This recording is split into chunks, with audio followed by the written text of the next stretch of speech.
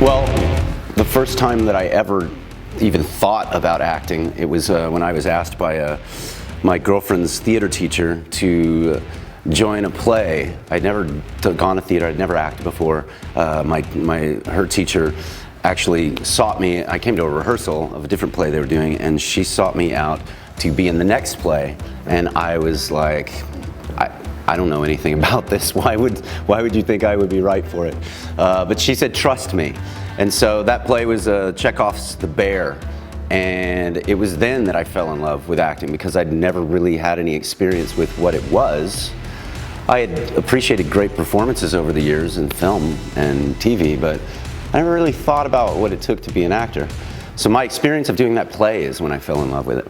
I feel very passionate about performing because I think that we have a very cathartic experience with viewing and hearing stories, telling our own story, and the opportunity to get up in front of people and be vulnerable and allow a chance for them to witness something human, something that they might relate to. That's just very exciting to me, and I think it's important. I feel like it creates a better world. I think we need that kind of sense of connection. I don't know if I would say there would be a running theme for my performances as a collective whole. I choose my material based on whether or not it speaks to the human condition, and whether or not the story is compelling, or if I think it's a story worth telling. I look for certain complexities within a story, you know, that have something to say about the world. Really, that's the exciting part for me. So if there was a central theme that I would put on my career and my sense of performance, it would be connection, like bonding, creating opportunities to connect. Any tips I could give to an aspiring actor is honestly read plays and screenplays and get into classes with good teachers. Learn as much as you possibly can about every aspect of the business that interests you. But the most immediate thing is to get good training in your voice and your body, because I have a strong belief. I teach a lot of Shakespeare, and I have a strong belief that if you have an understanding of how to use the voice and the body in language like that and tell a story, then you can do pretty much anything else with contemporary film and contemporary theater. So get your voice and your body trained. I think of it as a privilege, honestly. Like it has been with us since the beginning of human history. And if we go back to the tradition of the Greeks, it was the way that people would get their news of the world, and I think that what it means to me is that it's an act of communication.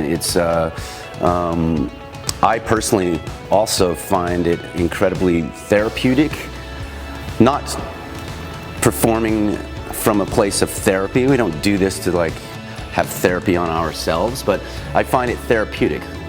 So that's what it means to me. It means getting the opportunity to explore different points of view and worldviews and live inside of those places, which makes me more empathetic to the world around me. I would say, well, I've done Henry V 3 times now and played King Henry. That was a very, very important role for me.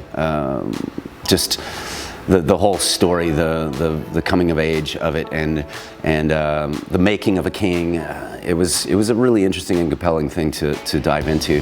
And then contrast to that, I've also played Coriolanus, and getting inside of the head of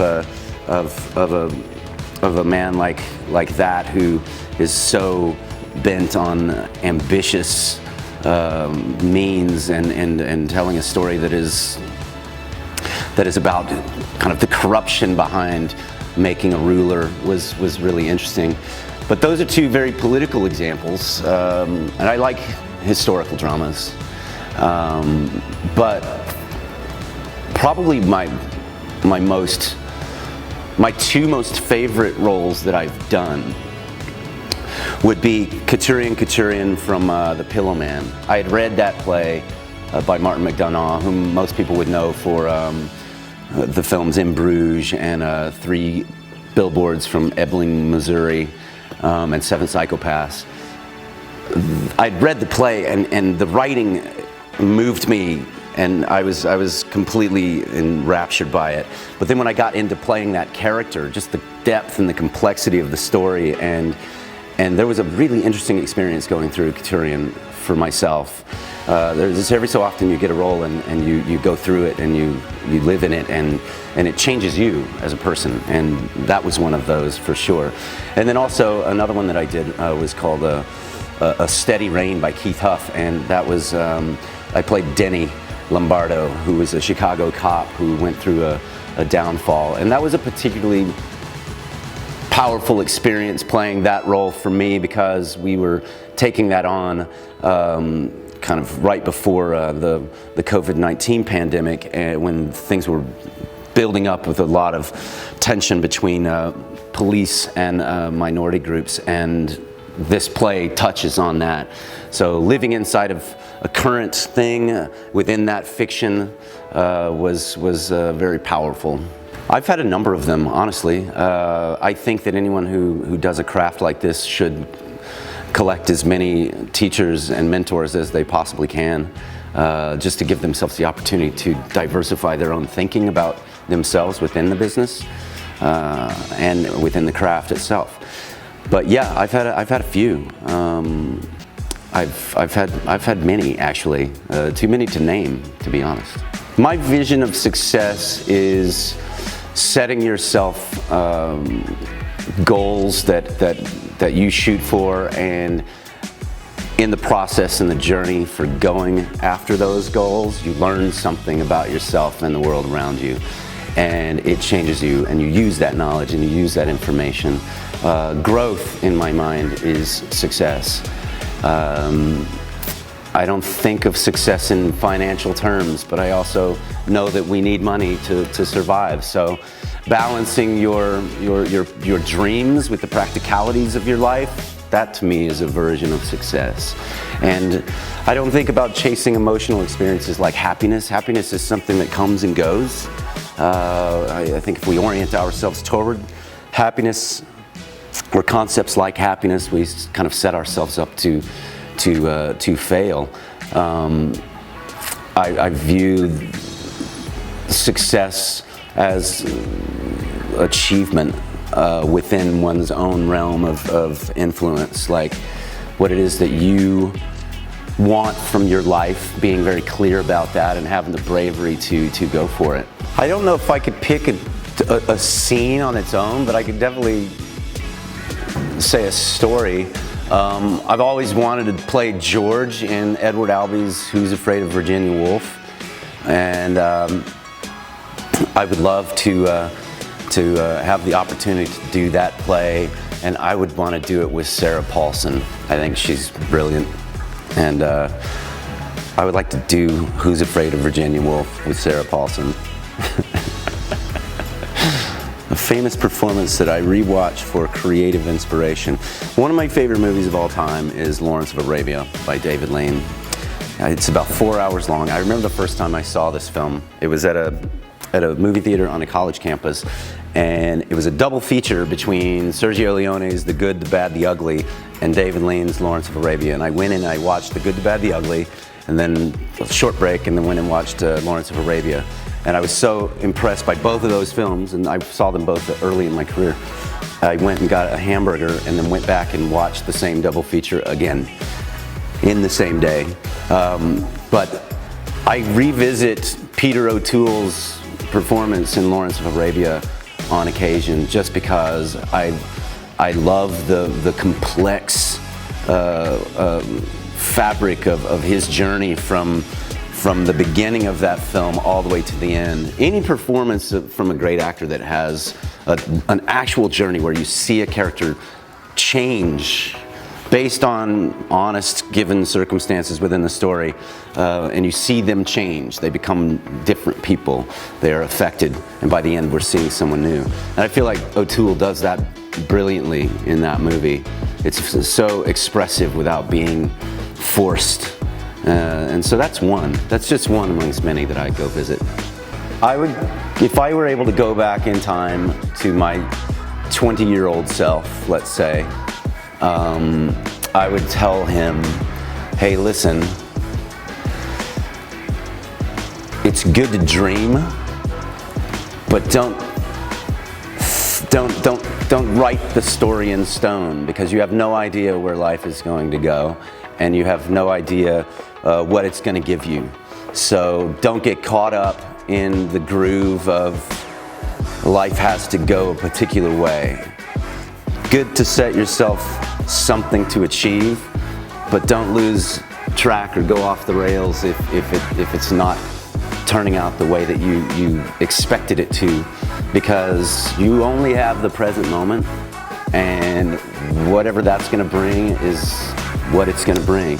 And I would tell that 20-year-old self the story of what has gone on since 20 to now, and I guarantee you that kid would say, get out of here.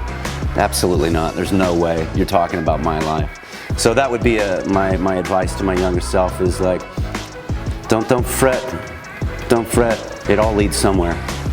In theory, I've experienced VR before VRLU. I've yet to use any of the VR consoles or most of the platforms that are available. I did have one short VR experience in one of the casinos down on the Strip in Las Vegas. It's fascinating. I do see videos of people like falling into their televisions and stuff, and that's kind of amusing.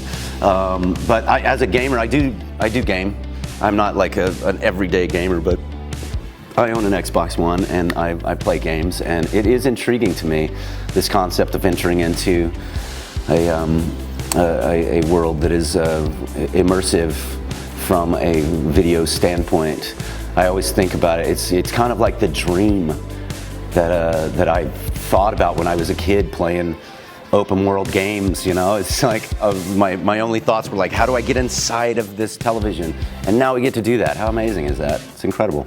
From what I've looked at and what I've heard about the VRLU website and the platform, and what I've witnessed not actually using the devices, there's a lot of incredible content on there already. I think it would be what I was saying about my childhood.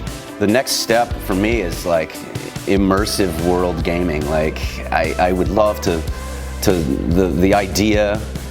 How do we get? I want the holodeck. Basically, that's like ultimately what I want, and these are steps to get there, right? And so anything that VRLU is going to do that's going to push us in that direction, I'm in full support of. The team at VRLU are just great people, and they make it fun. They're super encouraging. They're incredibly supportive, and it's just an absolute pleasure to work with all of them. And filming the experience was interesting. It was challenging. It's an incredibly challenging thing to do, to take something that you have spent most of your life doing. And yes, I do teach acting, but in a classroom setting, you have live bodies, and you have the ability to use students to demonstrate things, and they're able to ask you questions directly. And as a teacher, it's very much a part of my process, is presenting an idea and then letting the students kind of mine information that is very specific to them from asking me questions. So it was intimidating, because it's just me and a camera, and I purposely try to keep it incredibly intimate rather than bring in other people, because of the nature of the console and the fact that people are using a device to view the class, and the intimacy of that alone just inspired me to think, well, how can it challenged me and inspired me to think, how can I give this experience in a very personal way? So it's just me and them. But that in and of itself made it incredibly challenging. but I think we got it in there, and it was a smooth shoot. You know, it wasn't difficult. I don't think anyone in the room had any difficulties other than myself, and that's just me in my head. I want them to take the message away that anyone who puts in the time to study the craft of acting can act. And I hope that they also take away, I would like them to take away a sense that all of the skills within this craft apply to life. They apply to building better relationships. They apply to creating awareness of the world around you. They enact mechanisms of empathy within an individual, and ultimately that's the most important part of, I believe, studying any craft, and particularly any craft that has an element of an art form to it, is how can I use these skills to lead myself toward the kind of world that I want to see, making the world better. That's the message I would leave people with, is that acting is an aspect of life. It's not. It is pretending, but it's not faking things. It's about diving deeper into a search for truth and meaning.